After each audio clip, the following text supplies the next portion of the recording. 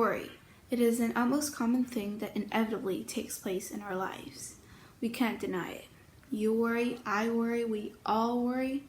We worried about the Australian bushfires, and we showed this worry by sending our prayers to those whose homes were being destroyed and to the wildlife which were affected.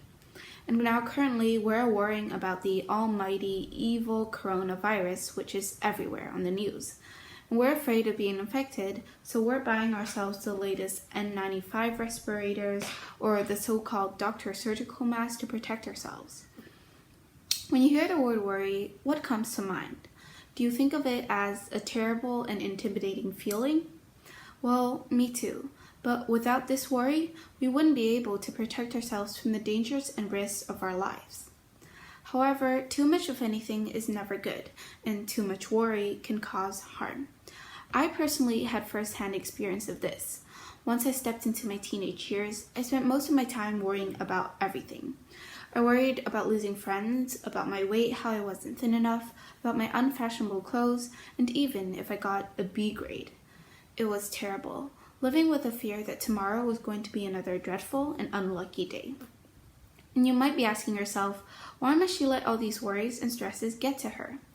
Turns out I am not standing alone, because every single person worries. But now you may ask, what does worry have to do with my life, with your life, and why should I listen? Well, it has been proven that the emotional sickness of worry is an illness that causes much more damage than any other common illness.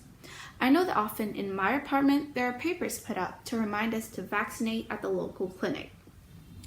Yet never in my lifetime have I witnessed any warnings about the illness of worry and the harms it causes, so now I am warning you. Dr. Alexis Carroll, a medicinal scientist, said that businessmen who do not know how to fight worry die young, and so do housewives and doctors and maybe even you. Worry may cause illnesses like nervous indigestion, stomach ulcers, insomnia, etc., because worry makes you tense and nervous and may affect the nerves of your stomach and other organs. There has been evidence, based off a study of 15,000 patients with stomach disorders. Fear, worry, hate, selfishness were the main causes of these illnesses, not physical causes. Even more, a physician in Santa Fe said that 70% of all patients who come to physicians could cure themselves if only they got rid of their fears and worries. So why worry about saving the world or defeating climate change or battling the coronavirus if such trivial worries could damage our health and increase our chances of dying? So to get rid of the problems that we're facing now, we should actually start by taking care of and eliminating our worries first. I have been through a changing phase where I have grown out of my worrying habits. I'm proud to say that now I'm worry and stress free. And you can do that too. Here's how. I got gifted this book, How to Stop Worrying and Start Living by Dale Carnegie for my birthday. The book has changed my life. And here are some small but important tips that I have learned. Rule 1. If you want to avoid worry, live in day-tight compartments. Just live each day until bedtime and don't worry about tomorrow. Rule 2. Eliminate worry with a 3-step approach. First, ask yourself, what is the worst that can possibly happen if I can't solve my problem? Second, prepare yourself mentally to accept the worst, if necessary. And finally, calmly try to improve upon the worst.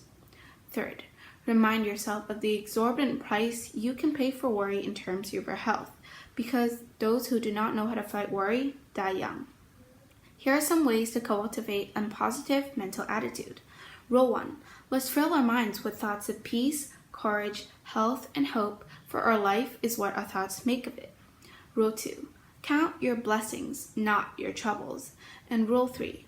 Let's forget about our own unhappiness by trying to create a little bit of happiness for others. Because when you are good to others, you are the best to yourself. These are just some minor ways which you can use to transform your mental, your physical, or your entire life. Cultivating this habit of keeping calm and preventing from worry has changed my life and made it much better. We must change our habits if we want to lead a happy and free life.